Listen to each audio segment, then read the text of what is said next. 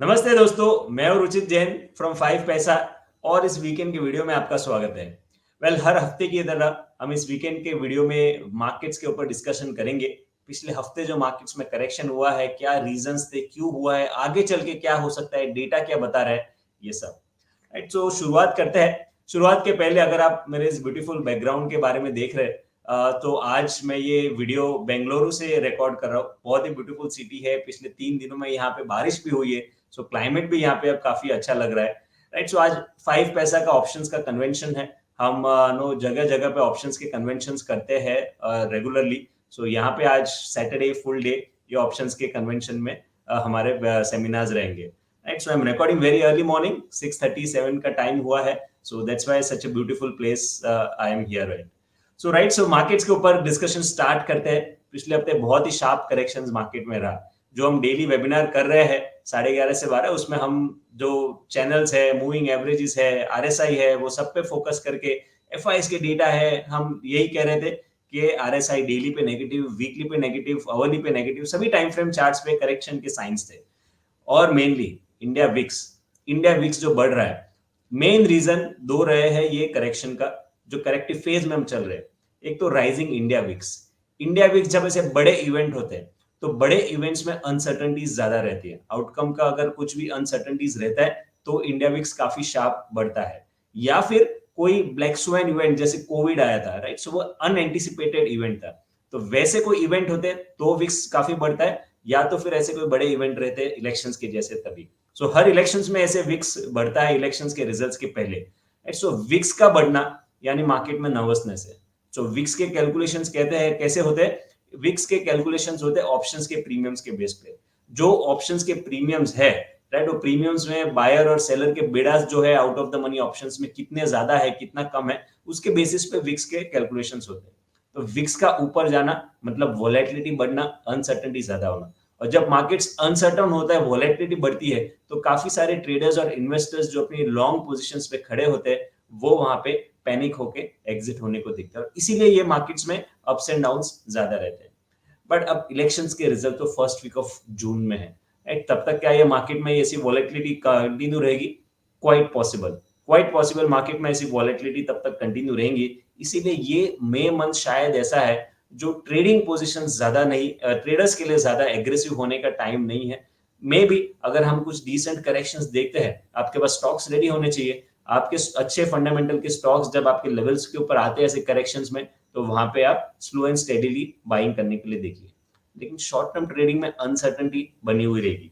ये अनसर्टेनिटी को हम डेटा के साथ ही देखेंगे कि डेटा क्या कह रहा है, आरएसआई क्या कह रहा है, राइट। उसी के बेसिस पे हम ट्रेड हमें सेटअप्स लेने चाहिए। वी कैन सी दिस, ये एफआईएस का डेटा है।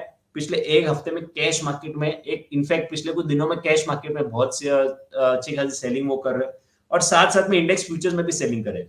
अब उनके पोजीशंस देखिए, इंडेक्स फ्यूचर्स में उनके 1,71,000 लॉन्ग कॉन्ट्रैक्ट्स है और 3,30,000 शॉर्ट कॉन्ट्रैक्ट्स है, राइट। जहां पे 1,70,000 लॉन्ग, सामने 3,30,000 short contracts. Long short ratio उनका 34% के आसपास है, 34% का लॉन्ग शॉर्ट रेशियो है सिर्फ। क्लाइंट सेक्शन जिसमें हम रिटेल ट्रेडर्स आ जाते हैं या इवन एचएनआईज आ जाते हैं, उनके 65% लॉन्ग शॉर्ट रेशियो है। जो शॉर्ट्स एफआईएस ने बनाई है, रिटेल ने या एचएनआईज ने वो बाय की है पिछले 1-1.5 हफ्ते में, इसीलिए हमने ये रेशियो में इतना डिफरेंस देख रहे हैं। सॉरी, अगर हम ये नेट डिफरेंस देखें इनका, एफआईएस का, कि शॉर्ट माइनस लॉन्ग का कितना डिफरेंस है, तो 1,58,000 कॉन्ट्रैक्ट्स, 1,58,000 कॉन्ट्रैक्ट्स उनके नेट शॉर्ट्स पे है। आप देख सकते हैं पिछले कुछ महीनों में जब ये नेट शॉर्ट्स भी थे तो कितने होते थे? 40,000, 50,000, 70,000, 80,000। अब 1,60,000 के आसपास ये नेट शॉर्ट कॉन्ट्रैक्ट्स उनके हैं। और हिस्टोरिकली मैंने देखा है, जब 1,60,000 टू 1,80,000 की रेंज में ये नेट शॉर्ट कॉन्ट्रैक्ट्स होते हैं, तब ये पोजीशन शॉर्ट हैवी मानी जाती है और फिर वो शॉर्ट्स कवर होने को आते हैं। आई थिंक एक आध बार मैंने ये 2 लाख के ऊपर भी रीडिंग्स देखी है। आई एम नॉट श्योर कौन सी डेट पे थी, I need to check that back. But scenario यही है कि शॉर्ट हैवी की तरफ पोजीशंस बढ़ रही है। यहाँ से थोड़ी और शॉर्ट पोजीशंस बढ़ सकती है, बट फिर वो शॉर्ट्स कवरिंग होने को भी आएगी। शॉर्ट्स कवरिंग कब होगी? बिकॉज ऑफ इवेंट, वो अनसर्टनिटी डेफिनेटली रहेगी। साथ में हम डेटा के साथ, और ये जो कॉम्बिनेशन रहता है, ये मैंने काफी बार हमारे वेबिनार में कहा है कि एफआईएस जब कैश मार्केट में सेलिंग करते हैं और साथ साथ ही इंडेक्स फ्यूचर्स में भी शॉर्ट पोजीशन बनाते हैं, तब तक मार्केट में प्राइस वाइज करेक्शन होता है। उसी का ऑपोजिट होता है जब वो बाय साइड में रहते हैं। राइट, सो फिलहाल एफआईएस का डेटा बिल्कुल खराब है, बिल्कुल भी पॉजिटिव एफआईएस का डेटा नहीं है। अब साथ में सपोर्ट लेते हैं चार्ट्स का, कि चार्ट्स के ऊपर निफ्टी में क्या लग रहा है। सो सिंपल एक करेक्शन आया है और ये चैनल प्राइस वाइज देखेंगे तो चैनल का काफी इंपॉर्टेंस है, क्योंकि ये चैनल में 15 जनवरी से ही ट्रेड कर रहे हैं। अब आप देखेंगे 15 जनवरी को निफ्टी का लेवल था 22,100, राइट। 15 जनवरी की बात करें, हम अभी ये वीक में 15 मई को आएंगे, राइट। सो 5 महीने में मार्केट अभी भी है 22,100 पे। नए हाई जरूर बनाइए, बट लेवल्स वाइज देखेंगे तो अभी भी हम 22,100 के आसपास ही है। तो ये क्या इंडिकेट कर रहा है? ये इंडिकेट कर रहा है कि लास्ट 5 महीने से हम एक करेक्टिव फेज में, बट इस बार जो करेक्शन आया है वो फिलहाल प्राइस वाइज करेक्शन नहीं आया है, बट ये टाइम वाइज करेक्टिव फेज आया है।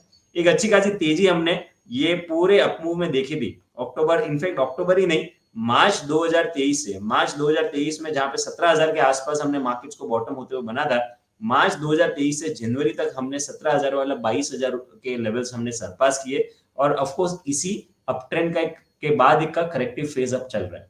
अच्छी बात ये कि टाइम वाइज करेक्शन है, price wise stock specific corrections होते हैं, बट लेकिन इंडेक्स काफी इंपॉर्टेंट है कि वेदर डाउन ट्रेंड में है या नहीं है। सो फिलहाल तो डाउन ट्रेंड नहीं है, लेकिन आने वाले हफ्ते में सी देखिए चैनल का लोअर एंड, ये जो थर्सडे फ्राइडे को लो बना है, एग्जैक्ट चैनल का lower and. Black moving average जो मैं 89 डेज का एक्सपोनेंशियल मूविंग एवरेज ट्रैक करता हूं, वो भी एग्जैक्टली 21,900 से 22,000 की रेंज में। सो ये काफी इंपॉर्टेंट लेवल रहेगा नेक्स्ट वीक में। अगर आरएसआई रीडिंग्स देखें तो डेली पे फिलहाल तो पॉजिटिव नहीं है, फिलहाल आरएसआई पॉजिटिव डेली पे नहीं है। वीकली पे अगर चेक करें तो वीकली पे तो लास्ट 2-3 हफ्ते से ही नेगेटिव है, राइट। सो और वीकली पे ये पूरे रीसेंट अपमूव का अक्टूबर से लेके जो अपमूव आया उसका मैंने ये रिट्रेसमेंट लगाया है, और वो 23.6% रिट्रेसमेंट आ रहा है 21,850 के अराउंड। सो 21,850 से लेके 21,900 ये हम रेंज मान लेते, काफी इंपॉर्टेंट सपोर्ट जोन मार्केट्स के लिए रहेगा 21,850 टू 21,950। अगर 21,850 21,950 ये रेंज का मार्केट ब्रेकडाउन दे देता है, तो फिर हम ये डीपर करेक्शन इंडेक्स में एक्सपेक्ट कर सकते हैं, जिसमें ये अपमूव का 38.2% या प्रीवियस स्विंग लो फिर आएगा 21,710 पे पहला 21,710, और 38.2% रिट्रेसमेंट कंप्लीट होता है 21,270 के आसपास, राइट। सो माइंडसेट ओपन अप रखिएगा, मई महीने में कुछ भी हो सकता है, वोलेटिलिटी ज्यादा है, इंडेक्स आगे इलेक्शंस के पहले ये जो भी सब करेक्टिव फेजेस है ये सब आ सकते हैं, but not negative till we break below 21,850 to 21,950 zone, right. So वो रेंज ब्रेक होता है तो फिर आप ये major price wise correction expect कीजिएगा, अदरवाइज ये time wise corrective phase market में चलता रहेगा। पुल बैक मूव में जो ग्रीन मूविंग एवरेज है वो अब 22,300 पे, तो इंपॉर्टेंट हर्डल पहला रहेगा 22,300 पे। 22,300 का लेवल अगर सरपास हो जाता है आने वाले वीक में तो काफी अच्छा रहेगा, क्योंकि फिर एक थोड़ी सी अनसर्टेनिटी खत्म हो जाएगी, और फिर हम एक पुल बैक मूव 22,465 तक, जो 61.8% रिट्रेसमेंट रहेगा, वहां तक देख सकते हैं। सो लेवल्स नोट डाउन करिए, 22,300 रेजिस्टेंस, फिर 22,465 22,500 के आसपास ये लेवल्स अगर पुल बैक मूव रहे तो। लेकिन अगर ये चैनल ट्रेंड लाइन हम ब्रेक कर देते हैं, डेली आरएसआई देखिए कोई पॉजिटिविटी अभी नहीं है, वीकली पे भी पॉजिटिव नहीं है, तो फिर हम sharp correction price wise extend होते हुए देखेंगे। अवरली चार्ट पे देखते हैं क्या हो रहा है। अवरली चार्ट पे ओवरसोल्ड से थोड़ा पॉजिटिव क्रॉस ओवर आया है, इसीलिए हमने ये फ्राइडे को छोटे मोटे पुल बैक मूव्स फिलहाल देखे हैं, राइट। सो बट यहाँ पे भी कुछ सिग्निफिकेंट 30 के ऊपर के रीडिंग्स अब तक गए नहीं है। 30 के ऊपर के रीडिंग्स अगर जाते हैं वापस से, तो हम पुल बैक मूव में ये एक्सपेक्ट करेंगे, right. So this is Nifty. अब आते हैं बैंक निफ्टी के फ्रंट पे।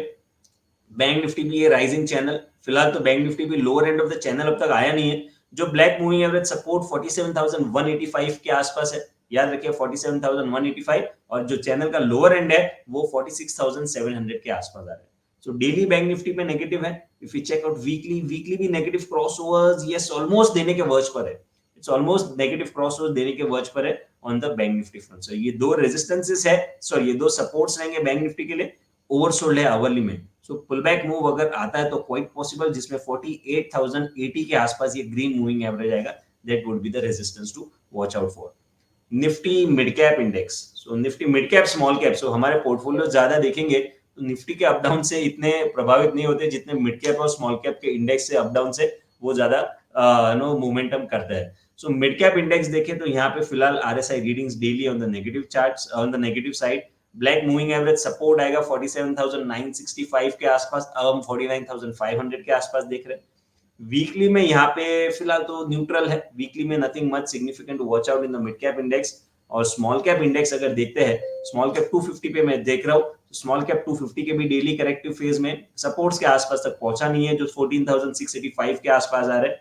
वीकली में divergence, you can see this divergence, यहाँ पे नया हाई 9 फरवरी को जो हाई बनाया था निफ्टी स्मॉल कैप इंडेक्स ने, वहां से ये मई में नया हाई बनाया, but RSI has formed a lower high.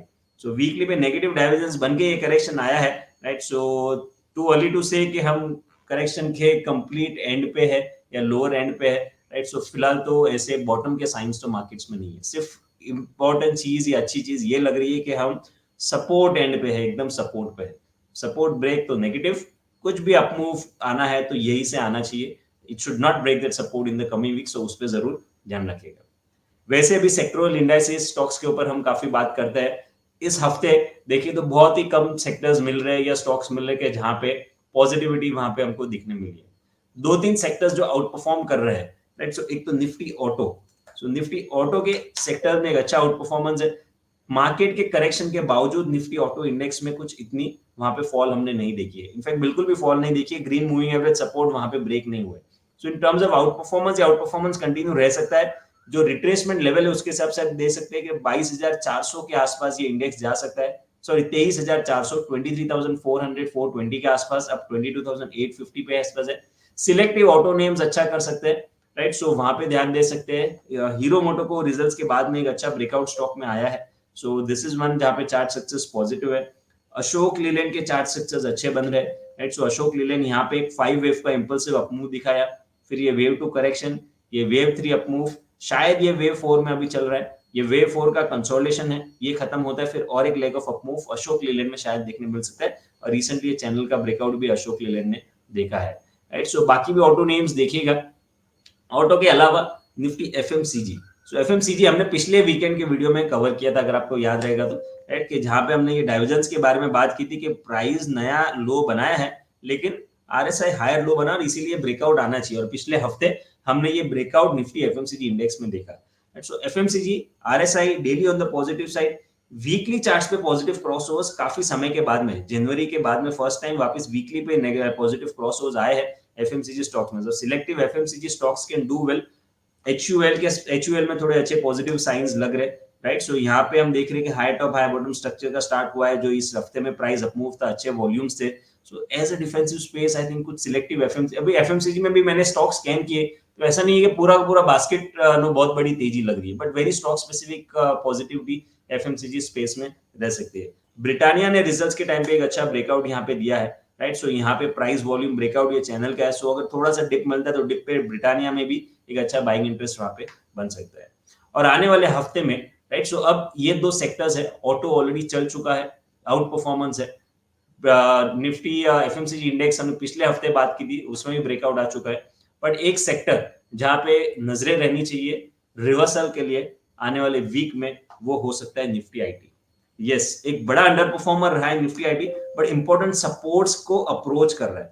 क्या सपोर्ट लेवल में देख रहा हूं, पूरा जो अपट्रेंड हमने देखा था यहां से अप्रैल 2023 से लेके, ये जो पूरा अपट्रेंड था 26,180 से लेके 38,560, ये पूरा अप्रूव था। उसका 50% रिट्रेसमेंट, ये जो रिट्रेसमेंट लेवल्स आप देख रहे हैं मैंने लगाया, 50% रिट्रेसमेंट अप्रोच करने जा रहा है। वो लेवल है 32,370 के अराउंड। कितना? 32,370। अब कहां पे क्लोज हुआ है? 32,930 के आसपास। 500-600 पॉइंट और नीचे है सपोर्ट। सो मे बी ये डिप और एक 500-600 पॉइंट का डिप इसमें पेंडिंग है। सो आने वाले वीक में if we get that dip, और अगर 32,370, 32,400 के आसपास निफ्टी आईटी इंडेक्स आता है, तो that could be the range के जहां पे कॉन्ट्रैक्ट रेट्स ट्रेडिंग के लिए लेने चाहिए, राइट। सो अंडर परफॉर्मर जरूर है, बट इतना मेजर सपोर्ट अप्रोच जब करेगा, बहुत सारे स्टॉक्स ऑलरेडी करेक्ट होके ओवर सोल्ड जोन में आए हैं, right. So this may be the index के जहां पे पुल बैक मूव ये लेवल से आना चाहिए, राइट। सो आईटी पे आप नजरें बना के रखिएगा। बाकी तो हमने काफी बातें की है, करंट लेवल्स पे नहीं, बट मे बी 600 पॉइंट का और 500-600 पॉइंट का डिप अगर आता है, सो वहां पे निफ्टी आईटी में फिर काउंटर ट्रेड्स के लिए देखेगा। कौन से स्टॉक्स निफ्टी आईटी में? फिलहाल तो मैं एक ही स्टॉक पे नजर है मेरी, वो है इन्फोसिस, राइट। सो इन्फोसिस पे ही फिलहाल नजर है, बाकी उस टाइम पे कौन से स्टॉक्स में डाइवर्जेंसेस बनते हैं, कहाँ पे ओवरसोल्ड से पुल बैक मूव आता है, ये मैं डेली के वेबिनार में आपको बताऊंगा, जो हम 11:30 से 12 लाइव मार्केट वेबिनार करते हैं। राइट। सो इन्फोसिस क्यों, क्योंकि इन्फोसिस में this is the weekly chart for Infosys. यहाँ पे जैसे हमने रिट्रेसमेंट लेवल्स 50% के देख रहे हैं निफ्टी आईटी में, इन्फोसिस ने जो अपमूव बताया था अप्रैल 2023 से 1185 से 1733, उसका एग्जैक्ट 61.8% रिट्रेसमेंट ही कंप्लीट कर चुका है। राइट। सो 61.8% रिट्रेसमेंट के आसपास यहाँ पे ट्रेड कर रहा है। सो और ऑफ कोर्स अगर इंडेक्स को पुल बैक मूव करना है तो लीडरशिप कहाँ से आएगी, लीडरशिप हैवी वेट से आती है। राइट। सो इन्फोसिस पे नजर रखिएगा, ये यहाँ पे काफी स्ट्रॉन्ग सपोर्ट के आसपास ट्रेड है, तो ये यहाँ पे रिवर्सल या pull back move, at least if not a reversal, मैं नहीं कहता हूँ कि यहाँ से बॉटम बन जाएगा, बट एटलीस्ट एक इतना सेलिंग हुआ है तो पुल बैक मूव आ सकता है। एचसीएल टेक सिमिलर रिट्रेसमेंट, जो पूरा अपट्रेंड एचसीएल टेक में हमने देखा था, बहुत अच्छा आउट परफॉर्मेंस एचसीएल टेक में सितंबर 2022 से इनफैक्ट ये अपमूव स्टार्ट किया था 880 से 1700 के आसपास तक, उसका 50% रिट्रेसमेंट है 1290। जो वीकली चार्ट्स पे ब्लैक मूविंग एवरेज है वो है 1284। राइट। सो 1280 1290 इसके आसपास एचसीएल टेक में भी काफी स्ट्रॉन्ग सपोर्ट है, और डेली ऑलरेडी ओवरसोल्ड जोन में हम देख रहे हैं 6 के आसपास वहां पे डेली आरएसआई रीडिंग्स है। सो इन्फोसिस और एचसीएल टेक ये दो चीजें हैं कि जहां पे नजरें होनी चाहिए। राइट। सो बाकी रेगुलर हम डेली वेबिनार करते ही है 11:30 से 12 बजे। राइट। सो 11:30 to 12 हमारे डेली वेबिनार में जरूर जुड़िए। ये वीडियो आपको कैसा लगा, इसके ऊपर फीडबैक्स भी जरूर आप कमेंट सेक्शन में पोस्ट कीजिएगा। वीडियो पसंद आए तो लाइक और शेयर जरूर कीजिए प्लीज, सो दैट आपके जो फैमिली में कोई स्टॉक मार्केट में ट्रेडिंग करते हैं या आपके फ्रेंड्स को स्टॉक मार्केट में ट्रेडिंग करते हैं तो वो भी हमसे जुड़ सके। Thank you once again for watching this video. I will see you again on Monday. मैं आपको मंडे मिलूंगा फिर से, तो हमारे वेबिनार में वहां पे मिलेगा। Goodbye. Have a very happy weekend. Investments in the securities market are subject to market risk. Read all related documents carefully before investing.